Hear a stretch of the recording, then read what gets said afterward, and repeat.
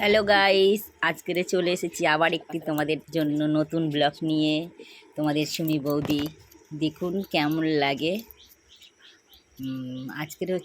আজকে আপনাদেরকে সকালবেলার কাজটা সবার সঙ্গে শেয়ার করতে চাইছি। আমরা সকালবেলা উঠে মায়েরা কী করি দেখুন।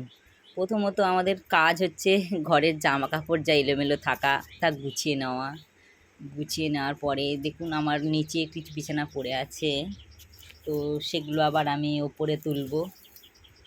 হ্যাঁ, মানে মোটামুটি ঘরের সংসারের অনেকটাই কাজ আছে।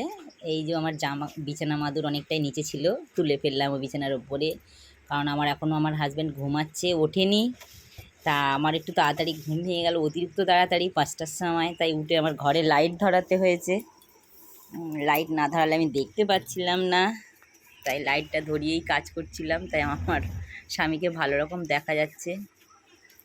ঘর ঝাড় দেওয়ার পরে এবারে কি করতে হবে, তো আপনারা দেখতেই পাচ্ছেন ঘরটা আমি ঝাড় দিয়ে নিচ্ছি।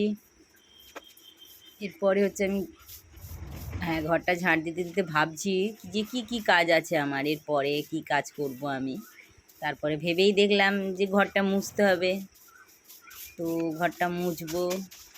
ঘরটা ঝাড় দিতে আমার একটু টাইম লাগছে, কারণ আমার ঘরটা হচ্ছে একটু ছোট, তো কিন্তু ছোট হলেও ঘরে এত জিনিস সরিয়ে সরিয়ে ঝাড় দিতে দিতেই আমার সময় শেষ। আমাদের একটাই ঘর বারান্দা, আর আদার্স কোথাও কোনো ঘরদোর নেই, উপরে একটা নিচে একটা। খুবই সমস্যার মধ্যে দিয়ে থাকি আমরা, তবুও মোটামুটি চলছে। হ্যাঁ, তো দেখুন আমাদের বাড়ির সামনেই দেখতে পাচ্ছেন যে পুরো কলা বাগানে ভর্তি। এত মানে কলা গাছ যে আমরা দিনরাত জঙ্গলের ভয়ও পাই, ভীষণ ভয় পাই, সাপের উৎপাত হয়, পোকামাকড়ের ভীষণ উৎপাত হয়, তবুও কিছু করার নেই, আমরা রয়েছি ওই জায়গায়। কারণ পাশের বাড়ির জায়গা, তাকে তো আমি বলতে পারি না যে তুমি গাছ সরাও। তো এরপরে আবার ভাবছি কি করব, ঘর মোছার পরেই ভেবে নিচ্ছি যে কি, আর এরপরে আবার কি কাজটা আছে। তো দেখতে পাচ্ছি যে হ্যাঁ, একটা কাজ মনে পড়েছে ঘর মুছতে মুছতে। তো ঘরটা মোছা হয়ে গেলেই করব সেই কাজটা। এইবার হচ্ছে ঘর মোছা আমার কমপ্লিট হয়ে যাচ্ছে। এবারে চলে যাচ্ছি আমার একটু দেয়াল গেঁথেছিলাম, আপনাদেরকে ভিডিও দিয়েইছিলাম, সেই দেয়ালে একটু জল দিতে হবে। হ্যাঁ, এই যে দেয়ালে এসে গেছি, জল দেবো।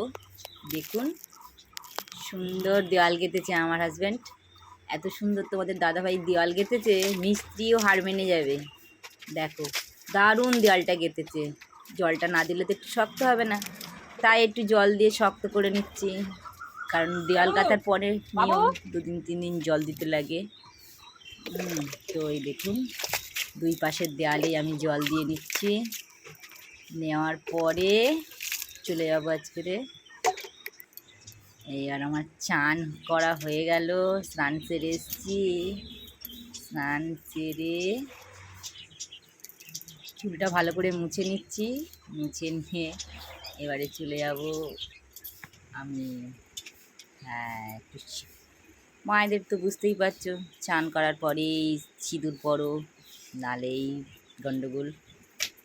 তো সিঁদুর পরাও আমার প্রায় হয়ে গেল, এইবারে আমি চলে যাব।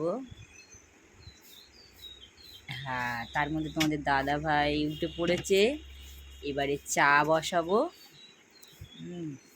কারণ ঘুম থেকে উঠেই তো চাটা না খেলেই হবে না, বিছানা থেকে নামলেই চা লাগে। তো এখন আপাতত আমি চা করতে চলে যাব, বাকি মোটামুটি সবই হয়ে গেছে। চা করে খেয়ে তারপরে আবার দেখবো বাকি কী কাজ আছে। তো আমার হয়ে গেছে, এইবার আমি চা বসাবো। হ্যাঁ, চা তো এক্ষুনি হয়ে যাবে। দেখুন চা বসেছি, এই আমার রান্নাঘর। তো যা আছে তাই দেখালাম।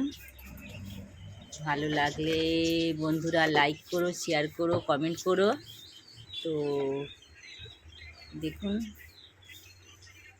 অবশ্যই দিদিরা ভালো লাগলে বন্ধুরা লাইক কমেন্ট শেয়ার কিন্তু করো। হ্যাঁ, কারণ তোমাদের এই দিদি ব্লগ করেনি কখনো, এই সবে একটা ছাড়ছি আমি, প্রথম ব্লগ আমার। ভুল হলে আমায় করো, সবাই মিলে সাপোর্ট করো। Tata, bye bye.